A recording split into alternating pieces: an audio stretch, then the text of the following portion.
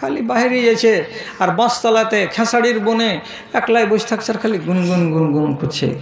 মানুষের যদি দুঃখ বেড়ে যায়, চিন্তা বেড়ে যায়, তো একলাই একলাই বসে থাকে আর একলাই একলাই গুনগুন করে।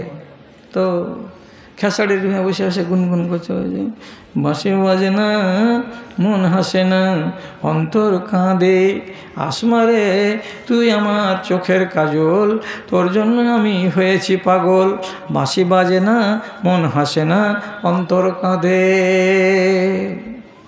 একই কথা খালি বহু বহু বহু বহু বহুর নিশা লেগে আছে বেটাকে।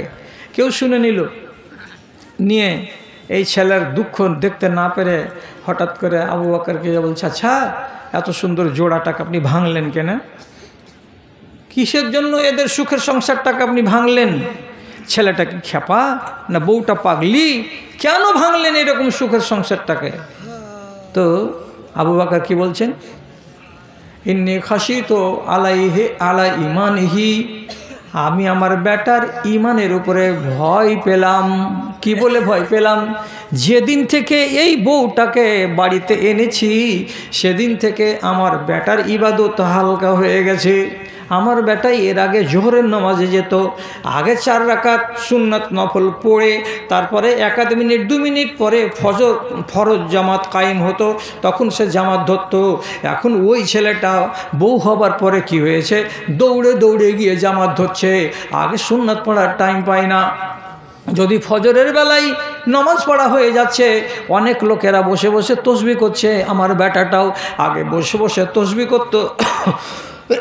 এখন যখন থেকে বিয়ে দিয়েছি তখন থেকে আমার বেটা মসজিদে টিকে না, একদম তাড়াম করে যাচ্ছে আর তাড়াম করে চলে আসছে, মনে হচ্ছে সব সময় বউ আর দিলে লাগা আছে। দিনের বেলায় যদি দেখছি ঘরের সড়কি ফেলে দিয়ে আমার বেটা ফুসুর ফুসুর ফুসুর ফুসুর করছে, আর ওর কোনো ধান্দা পানি নাই। এর মানে হলো কি, এই বউটা আসার পর থেকে আমার বেটার ইবাদত কমে গেছে, তার ইমান বাটা পড়ে গেছে, ইমানটা কমেনি। তাহলে যেই মেয়ে ছেলেটি আমার বেটার ইমানকে কমিয়ে দেবে, এমন মেয়ে ছেলেটি আমার বাড়ির জন্য ফিতনা, আমার বেটার জন্য হলো ফিতনা। এর ইমান যেন নষ্ট না হয়ে যায়। আর একদিন এই মেয়েটির চক্করে পড়ে আমার বেটা যদি নামাজ ত্যাগকারী হয়ে যায়, তাহলে তো সে বরবাদ হয়ে যাবে। এই জন্য আমি সাবধান হয়ে গেছিলাম আর গিয়ে আমার বেটাকে বলেছিলাম, একে তালাক দিয়ে দাও, নাহলে তোমার ইমান নষ্ট হয়ে যেতে পারে। একাধগুলো ছেলে থাকে না বহু কামড়া, বহু কামড়া তো সবাই, কিন্তু যেটা ভাষাতে যেটা মানুষ বলে বহু কামড়া মানে কি, ওই সব সময় খালি বাড়িওয়ালের গোড়ায় গোড়ায় ওর পাখনার তলে তলে ওর আসলের তলে তলে তলে তলে ঘোরা।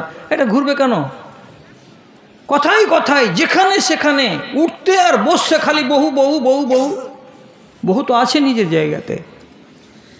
তালাক যখন হয়ে গেল, তার কিছুদিন পরে যখন আব্দুর রহমানের অনবরত কান্না চলতে লাগলো, শেষে হযরত উমর ফারুকের মতো লোক গিয়ে সুপারিশ করলেন যে বহুটাকে বাদ দিয়েন না, এটা ঠিক হয়নি, ছেলেটা কাঁদছে, মনমরা হয়ে গেছে, ছেলে যদি শুধরেবার থাকে তো শুধরে যাবে, আপনি ছেলেটাকে বহুটা আইনা দিয়ে দেন।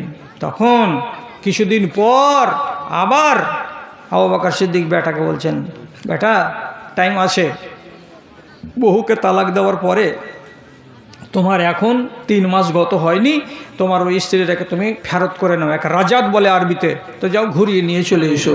আর যেমনি শুনলেন ঘুরিয়ে নিয়ে চলে এসো, ওর সাথে সাথে যে জোহরের টাইম বাড়িওয়ালিকে যা বলছে, আব্বা ঘুরিয়ে নিতে বলেছে, চলো বাড়ি চলো। বউ তো ঘুরে চলে এলো, কিন্তু বেটা একদম টাররা হয়ে গেল, সাবধান। কি বলে, দিনের বেলায় এত বেশি মাখামাখি নয়, আর ইবাদতের বেলায় কোনো ঢিল ঢাল নয়। আমাকে ইমানটাকে সতেজ করে রেখে আমার সাংসারিক জীবনটাকে কায়েম রাখতে হবে। তাহলে একটা তালাক দেওয়াতে হলোটা কি, ছেলেটার ইমানটা তাজা হয়েই থাকলো, ইমান নষ্ট হওয়ার সুযোগ পেল না। ভাইরে আমার কেন বলছিলাম কথাটা, যদি বেটা নাফরমান হয় তো বেটাকে বাদ দিয়ে দিতে হবে বেটার তালিকা থেকে। আর বেটা যদি ফার্মাবারদার হয় তাহলে জীবনে তাকে বাদ দিতে হবে না, তাকে নিজের ছেলের মতো করে রাখতে হবে। আর এই বিষয়ে আর বেশি কথা বলার আমার কাছে সময় নাই।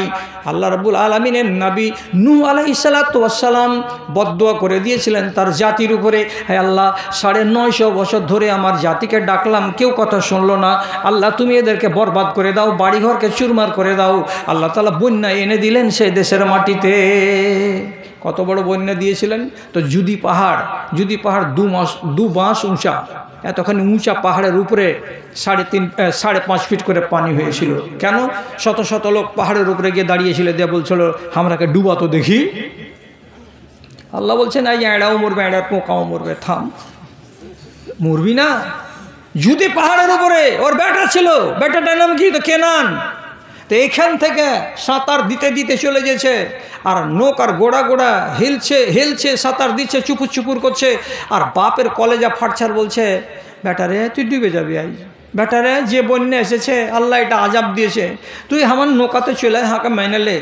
তো বলছে না হে, তোর নৌকাতে আমি চড়তে যাচ্ছি, কাম নেই। দেখতে পাচ্ছি না জুদি সাহাবি আলাল জুদি ইও সে মনে মিনাল মায়ে, আমি জুদিতে চড়ে নিব আর আমাকে পানিতে কিছুই করতে পারবে না। নবী বলছে বেটা মেনেলে তুই নৌকায় চলে যায়। বেটাও মানবে না, আল্লাহও মানবে না, নবী টবি কিচ্ছু মানবে না, নৌকাতে চড়বে না। এ দেখছে নিশ্চিত ডুবে যাবে। তখন আর মন যে আমি বেটার হাত ধরে নৌকাতে তুলে নেব, কিছু হোক নিজের ছেলে। তখন থামতে না পেরে আল্লাহ তাআলাকে কইছে আল্লাহ ইন্নাহু মিন আহলি, আল্লাহ আমার বেটার হাত ধরে আমি নৌকাতে তুলে নিব, না হলে আমার বেটা কেনান ডুবে মরে যাবে, আর আমি বাপ সইতে পারবো না। আমি কেমন বাপের বাপ যে আমার সামনে ছেলেটা ডুবে মারা যাবে, এটা সইতে আমি পারবো না।